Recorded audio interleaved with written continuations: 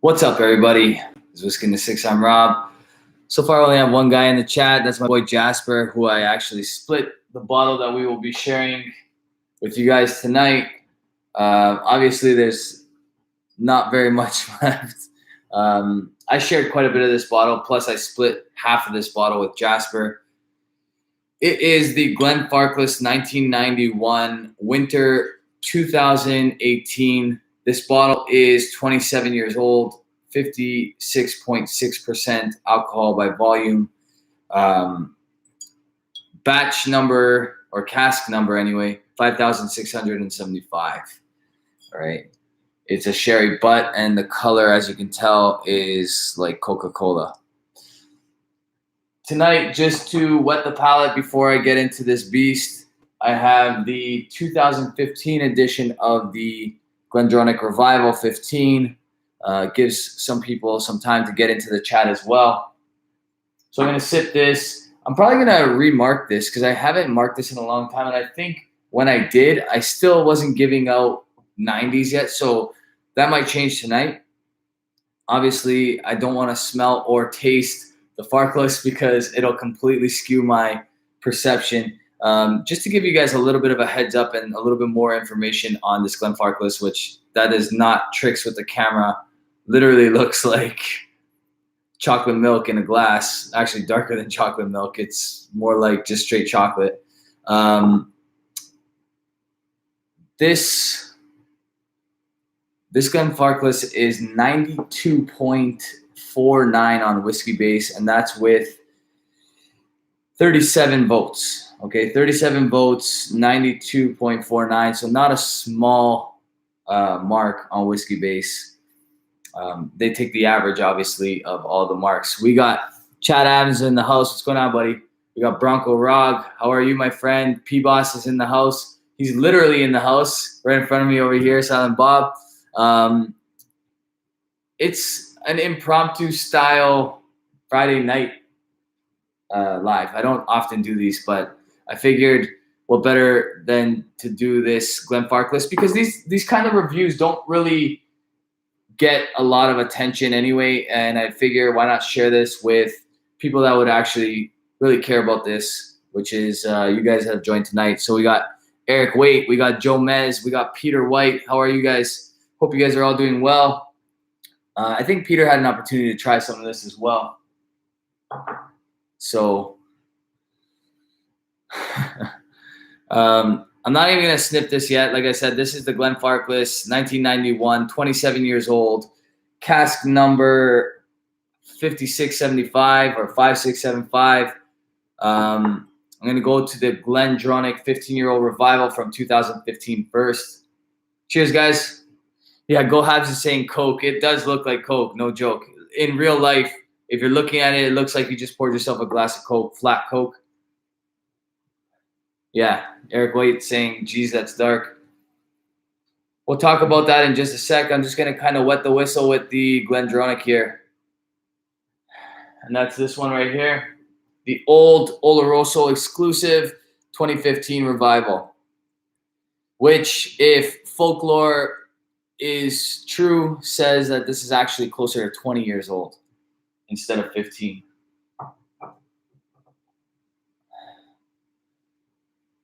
This one's got a really nice nose. Picking up some like cherry notes, a few berries. I think Paul is going to check the mark I gave this originally. A little bit of a chocolate, no milk chocolate mostly. Again, this is 46% on the palate.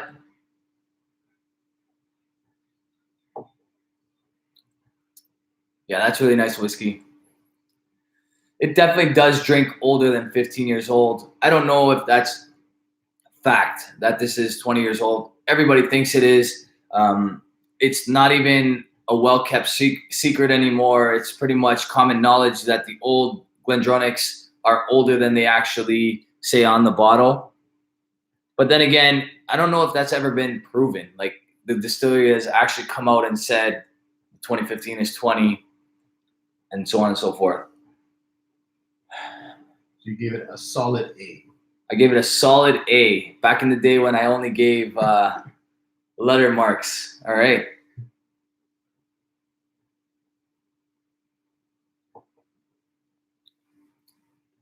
So nowadays, this would be an easy A+. Doesn't take me very long to figure that out. I've tried the new Revival, and it's really nice. I like 15-year-old whiskey. I think it's great. 15-year-old Scotch tends to be a well-aged Scotch, in my opinion. This is definitely older than that. You can tell right away. I don't know if it's 20, like I said, but you can tell it's older. It's super smooth, like zero alcohol bite whatsoever. It's obviously been open for quite some time, too, so that's going to help. This is a 90, maybe a 91 for me if I had to give it a numeric grade. A+ in Canadian marking scores. I'm going to go with 90, but could easily lean to a 91.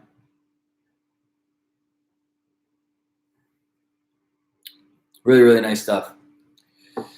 Trying to think of what that note is on the back end. It's like a sweet, fruity kind of note. Maybe I said cherry, but I feel like it might be more like a raspberry type jam kind of note.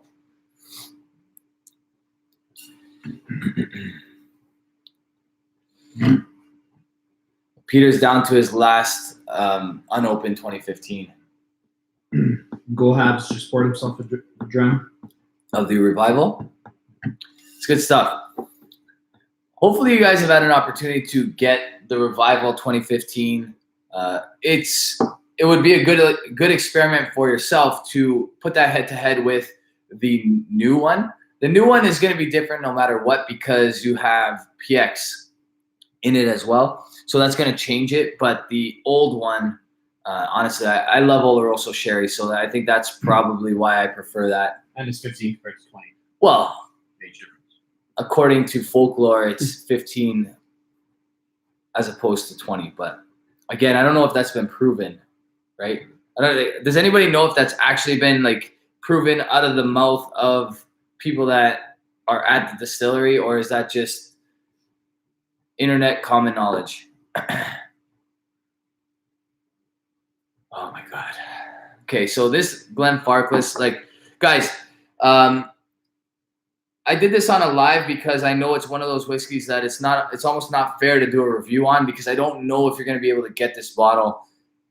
When we bought it, we shared it. There's a few of us. We shared it. It's really expensive to begin with. How much do we pay for this? About $600 ish, maybe a little bit less than that because we get like a discount, but not much less than that. Between 600 and 700 usually. That's the going rate. The nose on this is bonkers. It is honestly, it's one of those whiskeys. Like I think the first time I poured this for Paulo, who's sitting here in the background, he nosed it for an hour before he took his first sip. At least an hour. Then he took a sip and let it sit in the glass for another hour and a half, maybe longer. So, and you can easily do that with this one. 56.6%. On the nose, it's like dark chocolate all day, espresso notes.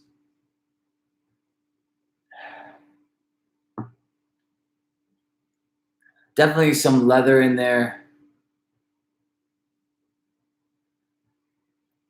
Like I said, this is not a trick with the camera. Like that's almost as black as the 6 on my shirt.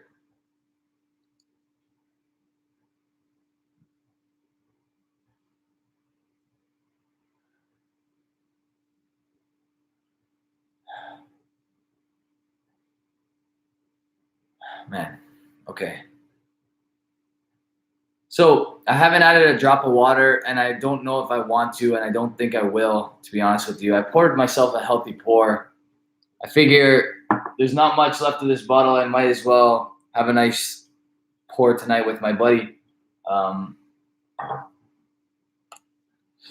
So before I actually taste this and review it, I just want to quickly tell you guys about a Glendronach experience I had recently. So I bought the batch 007 Grandeur. There's something wrong with it. It was corked or something like that. Emailed the distillery. They sent me the 009. as a replacement. The 009 was amazing. You guys probably have seen my review if you've been following this channel for a while, but incredible stuff.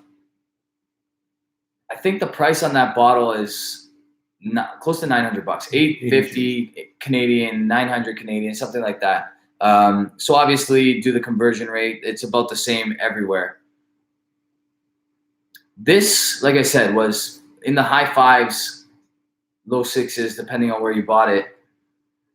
And I wouldn't say that it blows that Grandeur away because they're both relatively around the same age. This is 27 years old. That Grandeur was a mix of 24 and 27-year-old whiskey. I think there's 26-year-old whiskey in there as well.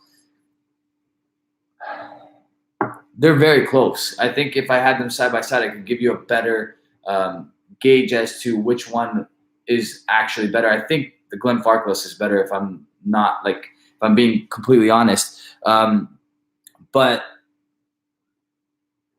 the price difference is substantial, and man, I would never have given this a chance if it wasn't for a guy I know out west in BC who told me to pick this up. So Stefan, if you're watching, thank you very much, man. On the palate.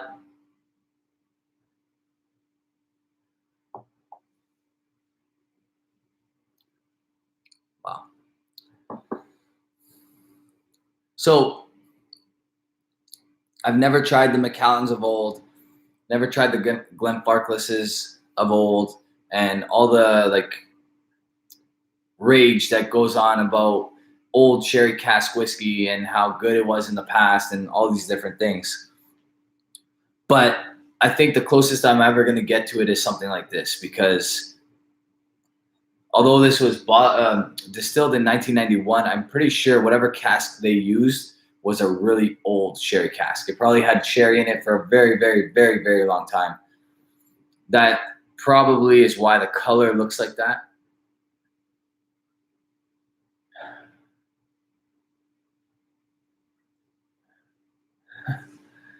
Peter is making a joke about the decent 20-year-old ammonia finish. Yeah, man, this is just incredible. It's almost like I'm lost for words. To describe this will not give it credit, but I'm going to do my best here. So on the nose, like I said, you're definitely getting like a leathery note, some really nice raisin notes, like some like fresh raisins that were like literally just dried, probably sun-dried yourself or something like that. Get some cherry. A little bit of cherry. Get a little bit of, I think they're dates. What's the one that you keep in the fridge? Costco sells them as well. Dates or prunes? Prunes. Maybe prunes. Yeah, prunes. But dates are the like sticky candy ones, right? Get a little bit of that too. Okay, and then on the palate.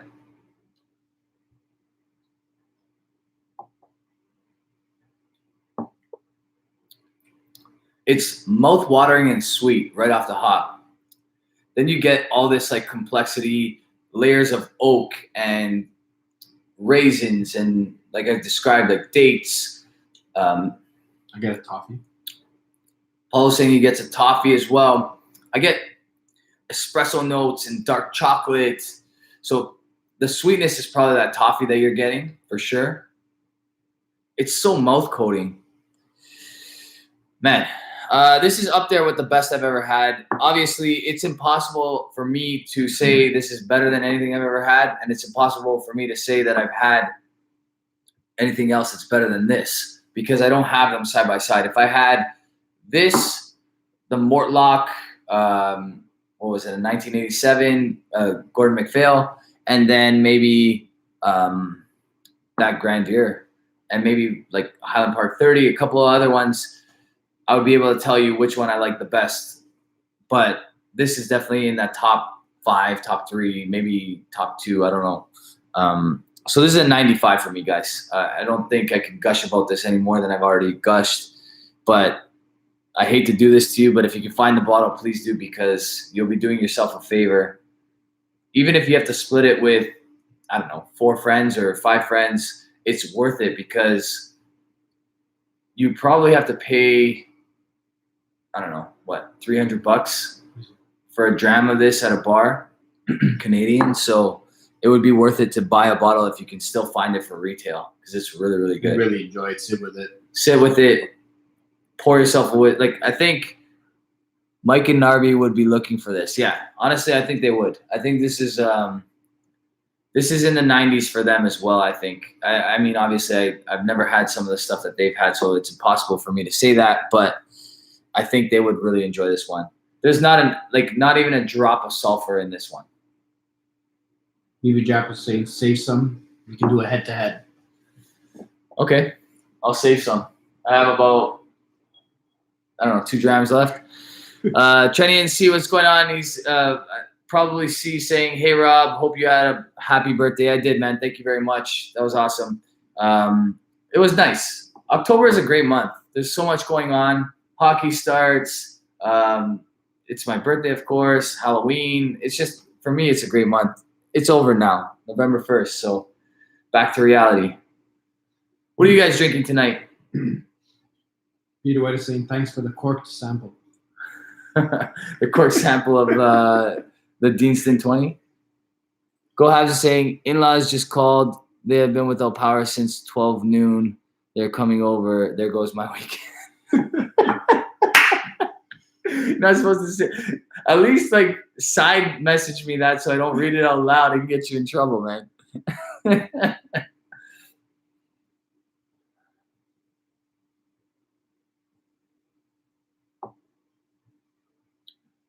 What would you give this? This is the best I've had. So I agree with you. All right. Paulo's saying this is the best whiskey he's ever had. I think Jasper shares that sentiment. What did Jasper say? He said it was up there too. Jasper, what do you think, man? Is this the best whiskey you ever had? Peter White, also, you can answer that question. And Jeremy, if you're in the chat somewhere, you can answer that question as well. The highest before this was a 94, I think you've given.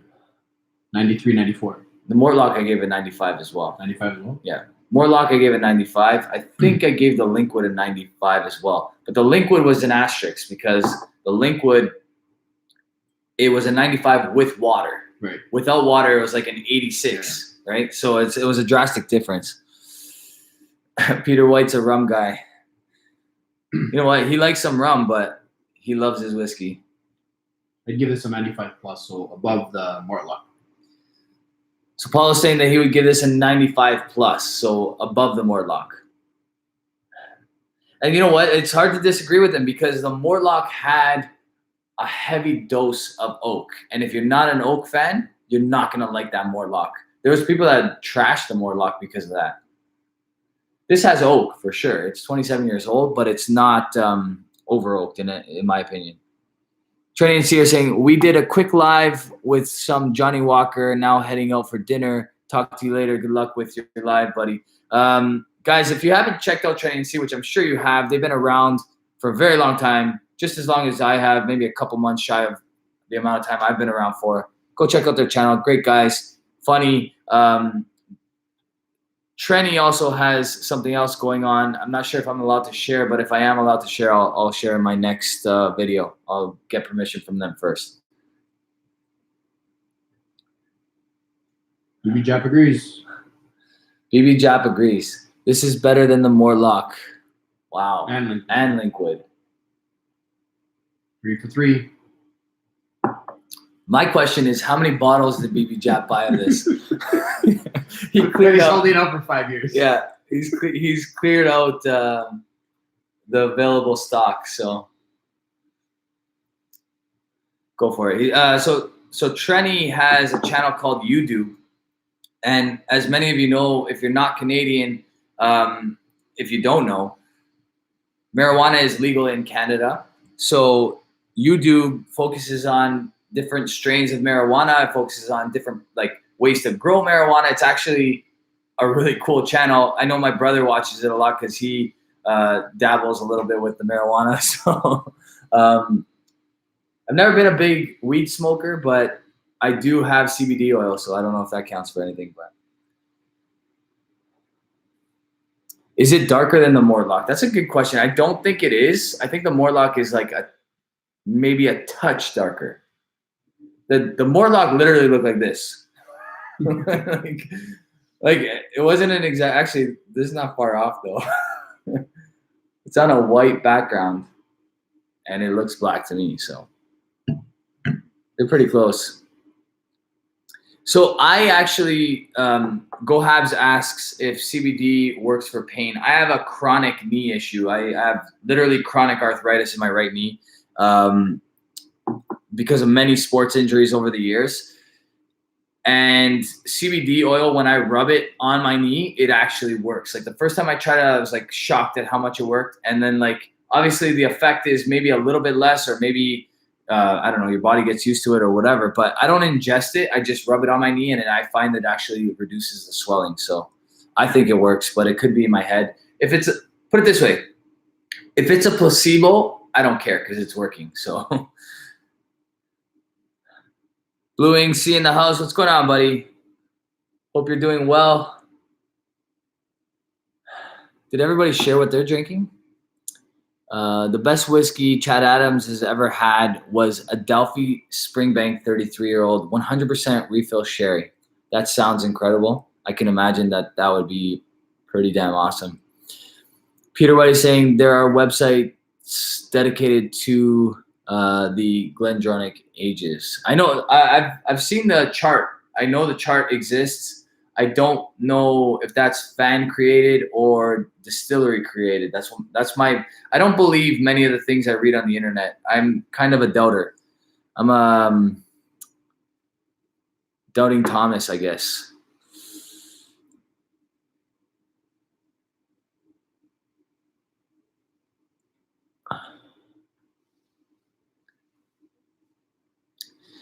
Peter White said, wait, 20 years and nothing but titanium works.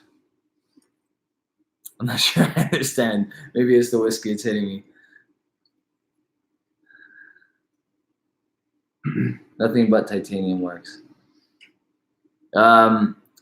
Richie Z, what's going on, buddy? He's saying, greetings, whiskey friends, still commuting home. Yeah, he's 3 hours behind in time, so technically it's 6:40 something in California. Welsh Toro in the house. What's going on, brother? Late for you, my friend. He says, hi, Rob. Hi, everyone.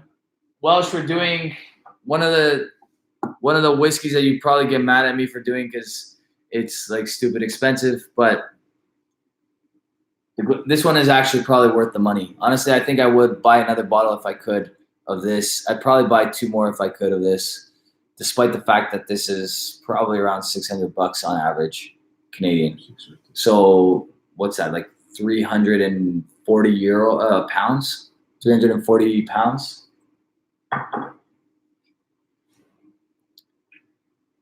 Maybe a little bit more than that, 350 pounds. Paul's going to do the conversion while we speak. Jason Cole says the distillery was closed for 6 years and didn't produce spirit. So whether it's official or fan-made, it's a fact on the record. Yeah, I mean, I guess that's true. But at the same time, is it not possible that they just took the stuff that was 6 years old when it was closed and then bottled that at 12 years when they reopened it? I don't know. Unless the distillery tells me, I will always have that small ounce of doubt, but I do believe that it's older stuff because, like I said, this is way tastier than the average 15-year-old. So it's around 350 pounds. 350 pounds. Yeah. DJ saying like 200 US. Pounds is actually a stronger currency than the US dollar. So it's these. Isn't it the strongest in the world? The pound? Just lingers in your mouth. So like mouth coating. The finish lasts forever. Yeah. The finish lasts forever. It's probably the best whiskey I've ever had. I mean, I remember having incredible experiences with the Morlock, incredible experiences with the Glendronach batch 009. The Linkwood, when you added some water into it, just unleashed a monster and it became a wicked whiskey. But this, I haven't added a drop of water, have I? You do not need to. 56.6%. I would never add another drop of water. I have played with it in the past. It doesn't improve it by any means, so it's not necessary. Yeah. No, I'm talking about, when Peter's saying cannot be less than 15 years by law per the label. I was talking about the 12-year-old when I made that comment. But yeah, you're right. If it says 15 on the bottle, it can't be less than that. If it says 12 on the bottle, it can't be less than that. If it says 21 on the bottle, it can't be less than that, obviously. That's a Scotch rule, single malt Scotch rule. But what I was saying is it was closed for 6 years. So the 12-year-olds, when they reopened the distillery, could easily still be 12 years old. They just took the 6-year-old barrels at the time or whatever, and then they did the math. I mean, unless someone from the distillery actually comes out and says, you guys have been drinking older whiskey the last whatever amount of years, I'll always have that little ounce of doubt. That's all I'm saying. Stephen Connor saying, what's up? What's going on, buddy? Nice to see you. Welsh Toro saying, I just came back from Bilbao and found a bar with some interesting whiskey. I had a very large dram of Glenfarclas 1992 bottled in 2007. Never seen it before, and it was really good. You know what? I've never purchased a Glenfarclas family cask, and certain bottles that I've had from Glenfarclas kind of deterred me from buying any Glenfarclas. Because of this whiskey, I am now open to buying much more Glenfarclas because it's damn right amazing. BB Jab saying different league. Don't forget the Ben Riach 22 Moscatel. Ben Riach 22 Moscatel was awesome. I really like that. But yeah, this is a different league. It really is, in my opinion. I mean, also, many people believe cask strength is overrated, and I don't know if that's not true, to be honest with you. If this was bottled at 46%, it wouldn't get as high praise as it gets right now. If that Ben Riach Moscatel was bottled at cask strength, it would probably be like 5 points higher, 4 points higher on whiskey base. It's that good. I agree. So Peter White is not wrong.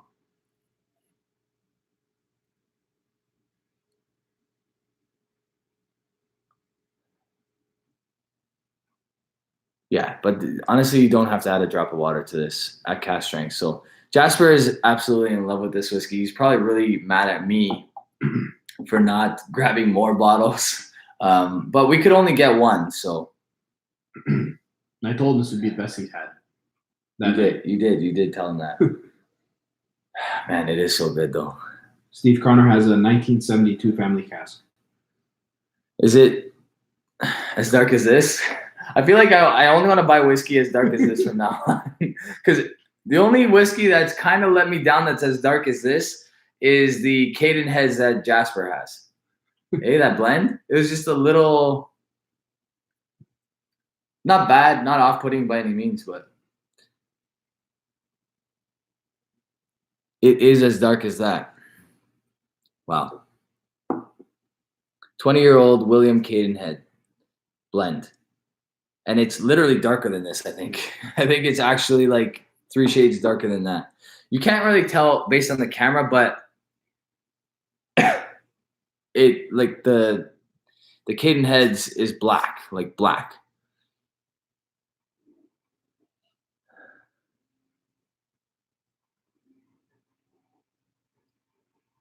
Yeah, Welsh Toro saying some websites in the UK are limiting the sale of Glendronach 18. I'm wondering what the future is. I'm starting to get a little concerned myself, and I'm glad there's only 23 people watching at this point because I'm going to express to you some of my anxiety about what's going on with Glendronach. I love the 18-year-old. Many of you guys know that. I've been through probably about 3 or 4 bottles now, and I'm concerned because I haven't been able to acquire a bottle of Glendronach 18-year-old for a while, and it doesn't seem to be popping up anywhere in Canada. There's some stores in the US that have it, but they have it at a really high price, so I'm not really interested in paying 200 American for a bottle I used to get at like 120 Canadian, maybe a little bit less. I know the UK still has it on most sites. It's still technically, I think, getting a little bit older according to the chart. I think it's going to be 24 when it's all said and done. Maybe this is the last year that it's aging. You guys can tell me. I'm not going to try to do the math right now, but dark is not the end all. What about the Enoch 1975? You're right. The Enoch 1975 I loved. I thought that was excellent whiskey.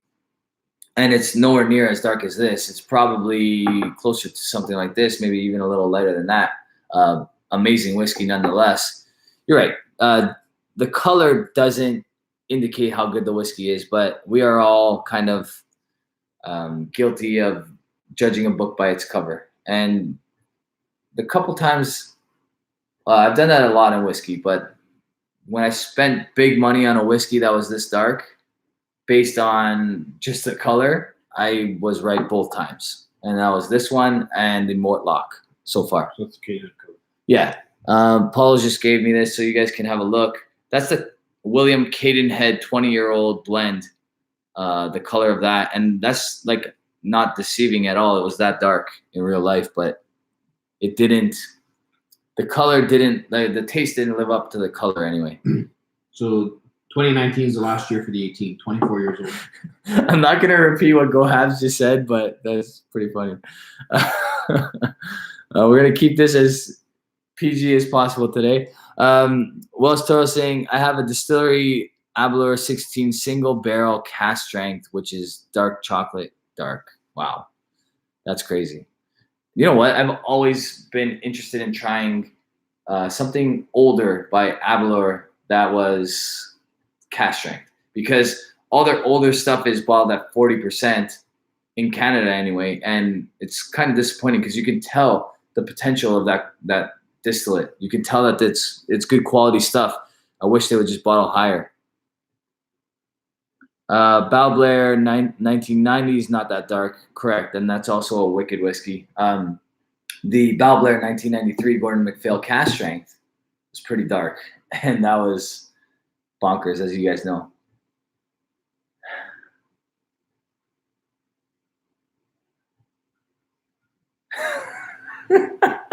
Bronco Rog is saying it's weird how the darker bottles are bigger too.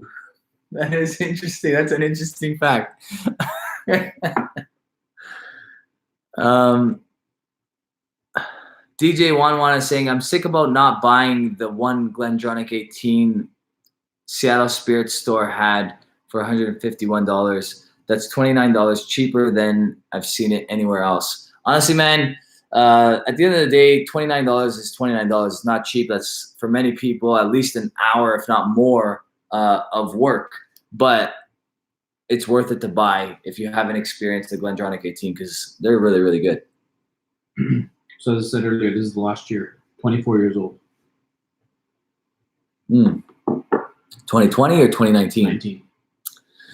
So if anybody has a 2019 Glendronach 18-year-old, contact this guy because he really, really wants one. Or 2, or 5, or 10.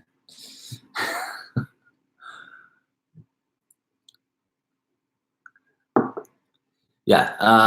Balblair 1993 is coal oil dark, though. Yeah, and that's, well, we all know how good that is. Welsh Toro saying, signatory bottle, a Glenlivet Sherry 11, now 12. Glenlivet, which is a single barrel and very dark, pure sherry bomb. Actually, very recently, I've had that Deanston 10-year-old moon landing exclusive from Whiskey Barrel. And it was incredibly dark, but that one took a really long time for me to get to where I like enjoyed it to its full extent. So Jeremy now has that bottle. Maybe I'll get like the tail end of that bottle back because I gave him like pretty much a full bottle. But the review's actually already up on the channel, so if you guys want to check that out, I think it was in a rundown of some sort. Which video was that? I don't remember. Repeat that. The Deanston 10-year-old PX moon landing one.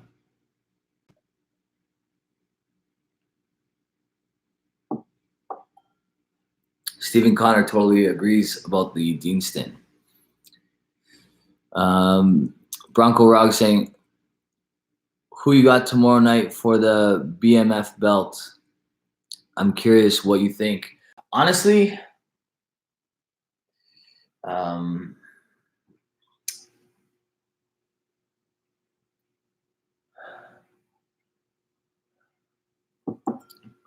me get back to you on that. Let me think that through. There's a lot going on tomorrow. There's some crazy fights going on tomorrow. The UFC card that's going on tomorrow, the main card is incredible. And then even the card that's going to be free, what's that called again? The pre-card? Why can't I think of it? Is awesome. Like there's some awesome fights on that. I'm gonna say Masvidal wins in the UFC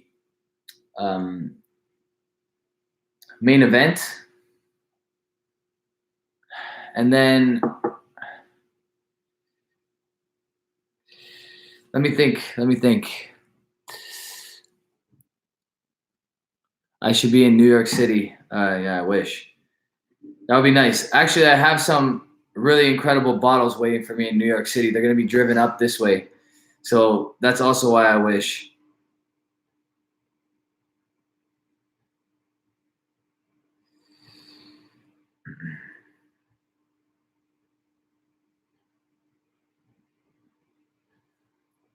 DJ11 wants to know what's the most disappointing bottle you've ever paid for. The most disappointing bottle that I've ever paid for was probably that Deanston 20-year-old sherry cask. I want to say that it was corked because everybody that tasted that bottle said it was incredible. That or the Glendronach Grandeur Batch 007. Those are among the two most disappointing by far. Yeah, I'm going to go Masvidal for the bantam middleweight belt. I think bantam middleweight, is that what it is? Bantam belt. Anyway, yeah, I'm going to go Masvidal. I think Masvidal has the power to put Nate Diaz away. That's welterweight though, isn't it? Welterweight? I think that's welterweight. I don't know. I can't remember now. I'm going to ask him. What's that?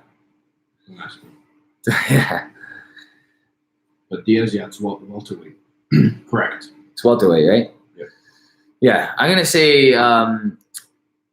Masvidal puts Diaz away because he's got the power to do it.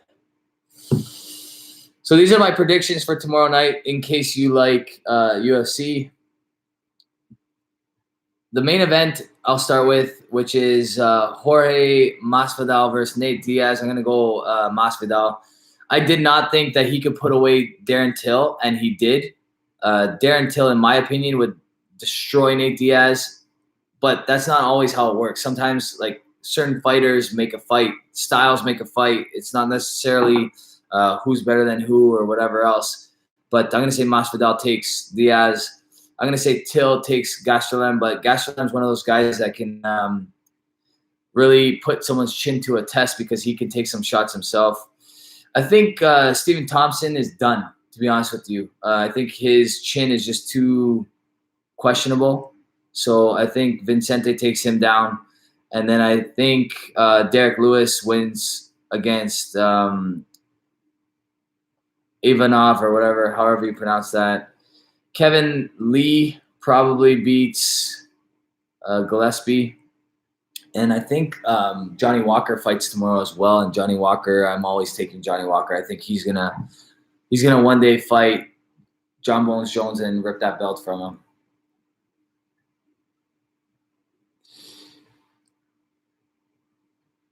Heard it here first. You heard it. Yeah, exactly. Back to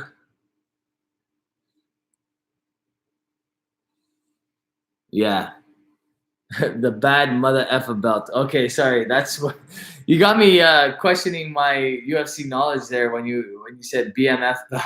I was like, what did I miss? Welterweight belt. I don't even know if it's for the belt, because who's the welterweight champ right now? I can't even remember.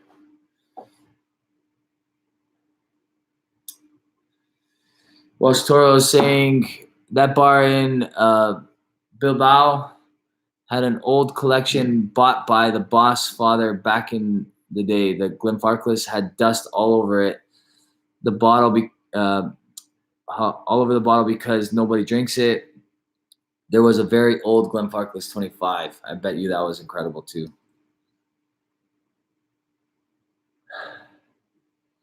I always have this like reoccurring dream where I walk into, like, I'm on vacation with my wife. I walk into a store in a country where nobody really cares about whiskey, and there's like all kinds of like dusties that you would never ever think to get. It's like I have this dream far too often. My wife probably thinks I'm cheating on her because I'm having like these dreams where like, I'm making all kinds of noises, but it's actually me walking into a loaded whiskey store where no one likes whiskey. All right, we're gonna sign off in about, I don't know, 5-10 minutes. How are we doing tonight, guys?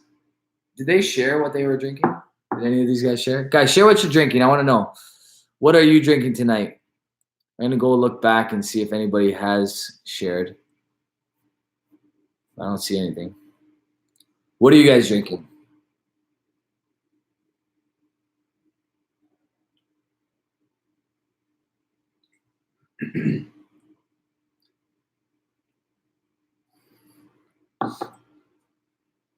Paulo's at a loss for words over here with this whiskey.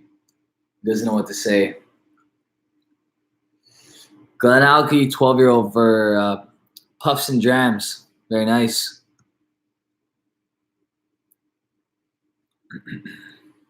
Alberta Premium Cask Strength for James Chen. James, what do you think about that whiskey? I absolutely love that whiskey, so I'm very curious what you think. Santa Cruzan is drinking Balcones French Oak Single Malt. I really want that whiskey as well. You guys are making me jealous over here. Well,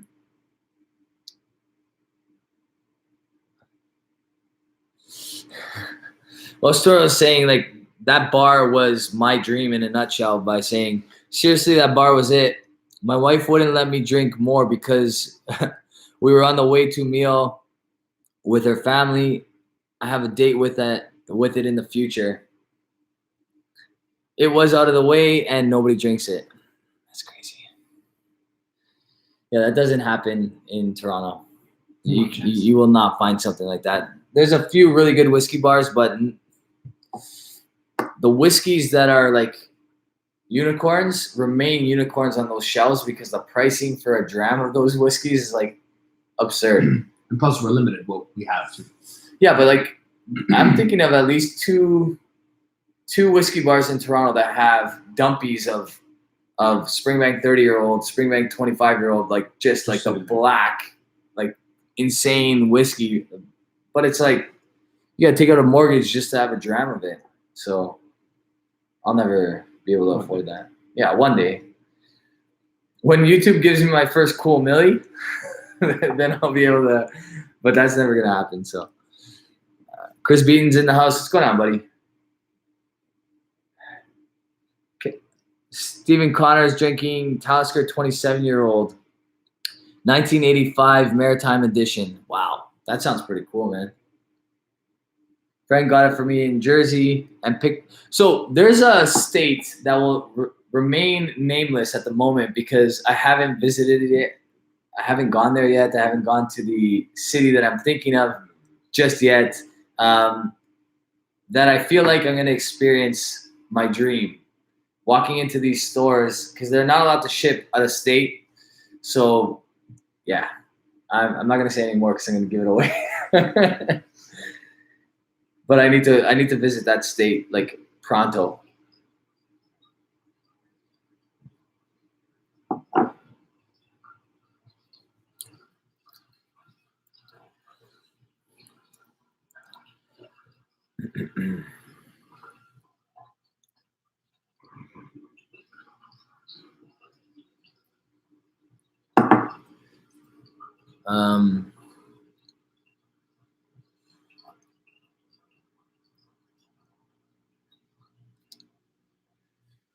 Spill the beans, Stephen Connor.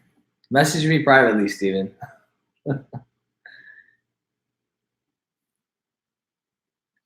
So Paulo and I work together, and when we're not working hard at our full-time job, we're working hard at researching what's available in North America.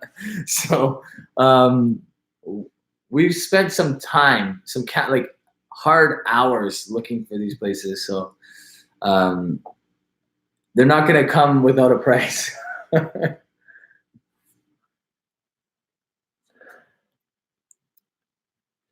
So James Chen is saying the AP cash strength rye is really good.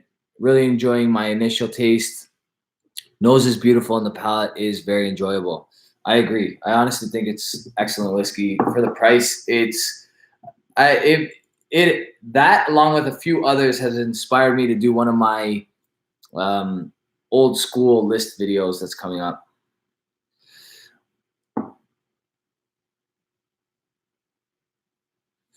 Los Toro saying, my father-in-law gave me a bottle of Chivas Regal 21 bottled in the 70s.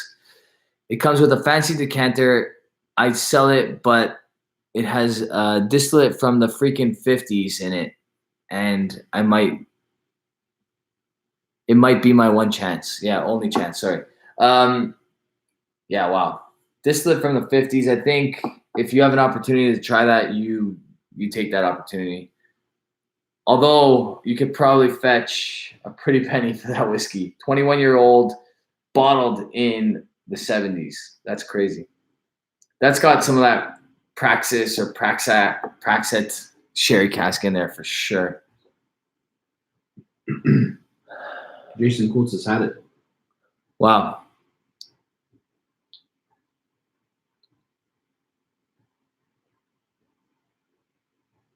They aren't worth enough at auction to bother selling. I paid 88 Great British pounds for my last one.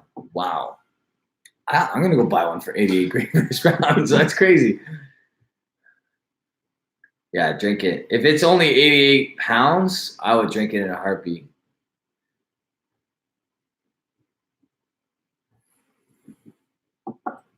Or if you're willing to sell it for 88 pounds, I will buy it off you. Last year, he said. Honestly, this whiskey is 95 plus? Yeah, there's a good chance that this could be probably the closest thing to a 96 I've ever had.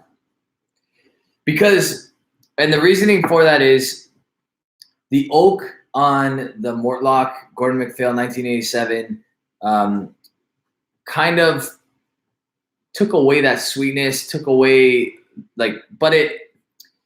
only reason why I think they're tied is because there was like an element of peat in the Mortlock that I kind of like. It was like a musty, almost like a Springbank funky kind of note that I don't get from this. This is just straight sherry, unpeated distillate. That's what it tastes like. It might have 5 ppm or whatever, but yeah, this is really good stuff. Nose, palate, water. Yeah, no water. But then again, I never added any water to the Mortlock either, right? Stephen Connor, have a good night, buddy. Take it easy. All right, boys. I think that's it for tonight. I think we're going to sign out. I've been on for about 50 minutes, just under an hour. Hope you guys had a good night. Hope you guys continue to have a good night. I'll give you one more look at the bottle. Check out Whiskey Base when you're making big purchases, guys, because if it's got 30 plus people voting on the bottle and it's in the 92 plus range, you're probably not going to get a bad whiskey. Now, be careful because sometimes you have guys in there that have 4 or 5 of those bottles or 3 or 4 of those bottles or even one bottle unopened that tend to jack up the value of that whiskey by scoring it too high. You know, so kind of keep in mind that there's going to be some offsetters, like people giving it 100, people giving it 70, right? Those guys are the ones you want to ignore. Look for red shirts. Yeah, look for red shirts. That's a great point. Look for red shirts. That was a great point. Narby gave me that suggestion back in the day, and I've kind of stuck to that ever since, even though I don't know why I haven't earned my red shirt yet on Whiskey Base. I'm kind of upset about that, but The Canadian red. I want my Canadian red. Gentlemen, have a good night. Thank you very much. Hope you guys have a good night. Cheers.